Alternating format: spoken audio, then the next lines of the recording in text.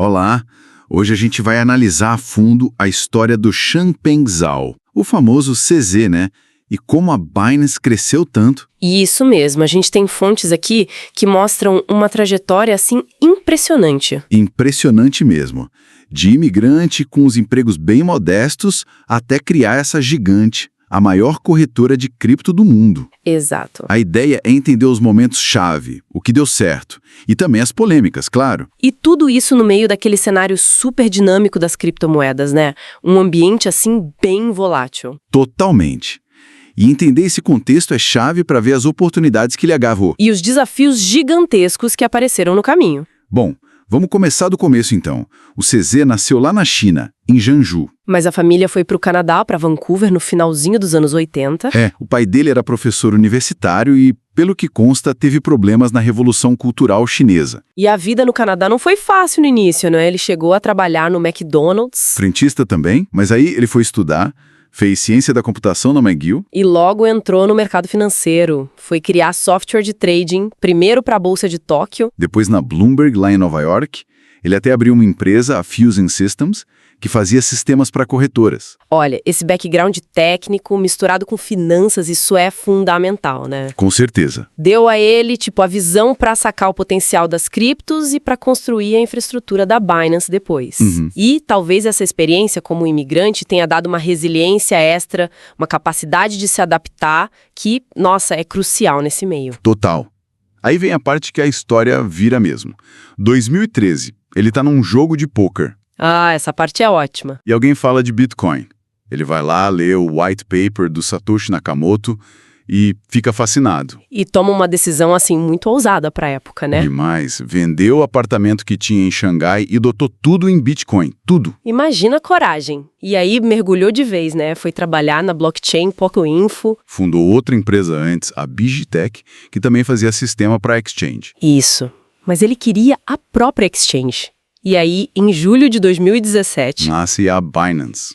E a estratégia inicial foi bem sacada. Teve a oferta inicial de moeda, o ICO, da Binance Coin, a BNB. Que levantou 15 milhões de dólares, né? Exato. E a ideia era ser puramente cripto. Só negociar cripto com cripto. Talvez para simplificar, para evitar logo de cara as regras do sistema financeiro tradicional. Faz sentido. Mas essa postura mudou depois, né? Mudou, muito por causa da pressão dos reguladores. E não podemos esquecer da IIRE. Importantíssima. Cofundadora, peça-chave na estratégia, no marketing, na imagem da Binance. Fundamental. E o crescimento foi, assim, absurdo. Em 6 meses, coisa de janeiro de 2018, já era a maior do mundo em volume. Meteórico, né? Que explica. Dizem que a interface era boa, fácil de usar. As taxas eram competitivas. Muitas criptos para negociar e uma sensação inicial de segurança. Embora isso tenha sido questionado depois, né? Sim, tiveram um incidente, mas o fato é que hoje falam em 150 milhões de usuários. Mais de 180 países. O volume diário que já bateu 18 bilhões de dólares. É muita coisa. E eles não pararam por aí, né? Criaram a Binance Smart Chain. Que é a blockchain deles para rodar aplicativos, né? Isso.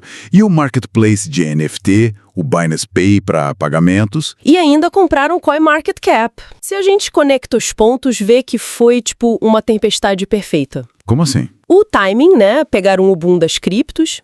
A execução foi muito, muito rápida. Ágil demais. E o modelo de negócio deles atraiu gente do mundo todo. Aquela ideia inicial de não ter uma sede física definida. Que era parte daquele discurso mais libertário, né? Do mundo cripto. Exato. Mas isso acabou virando um problema enorme com os reguladores depois. Foi o calcanhar de Aquiles. Pois é, porque esse crescimento todo chamou a atenção, né? Mas não só dos usuários. Chamou a atenção dos reguladores. Reino Unido, Japão, até que no Brasil a CVM questionou a oferta de derivativos. A lista foi ficando grande, mas o problema maior mesmo foi nos Estados Unidos. Ah, sim. Anos de investigação pelo Departamento de Justiça. E as acusações foram pesadas. Falhas sérias nos controles contra a lavagem de dinheiro, o tal do AML. E na identificação dos clientes, o KYC, além de violar sanções americanas. Parece que negligenciar um pouco esses controles foi parte da estratégia para crescer rápido, né? Mas o preço foi alto. Altíssimo. Em novembro de 2023, veio o acordo. CZ se declarou culpado. A Binance pagou aquela multa gigantesca, 4,3 bilhões de dólares. E ele, pessoalmente, pagou 50 milhões e teve que sair do cargo de CEO. É o choque clássico, né? Aquela filosofia meio ande rápido e quebre as coisas, comum em tech. Dando de cara com a aversão ao risco do mundo financeiro regulado. E no final, a sentença para ele foi de 4 meses de prisão nos Estados Unidos, né? Saiu agora em abril de 2024. Foi um recado bem claro do sistema. E a fortuna dele? No pico, falavam 96 bilhões de dólares. Uma coisa absurda. Hoje as estimativas variam bastante, mas ainda são dezenas de bilhões. Curioso é que ele diz que vive de forma simples e que planeja doar quase tudo. E afirma que quase todo o patrimônio dele está em cripto mesmo, Bitcoin e BNB. Depois que saiu da Binance, ele falou que ia focar em projetos de educação para crianças. Olha, olhando para essa história toda, é um caso clássico de visão empreendedora, né? De correr risco. Com certeza.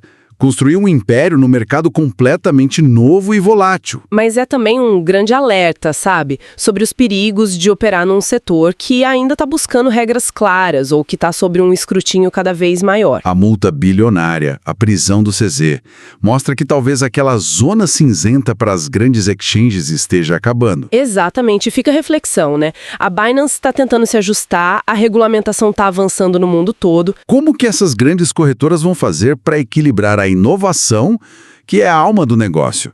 .com, as exigências de conformidade que os governos estão impondo. Será que o caso CZ é um ponto de virada definitivo? Ou é só mais um capítulo nessa longa história de adaptação do mundo cripto às regras do jogo? Fica aí a pergunta.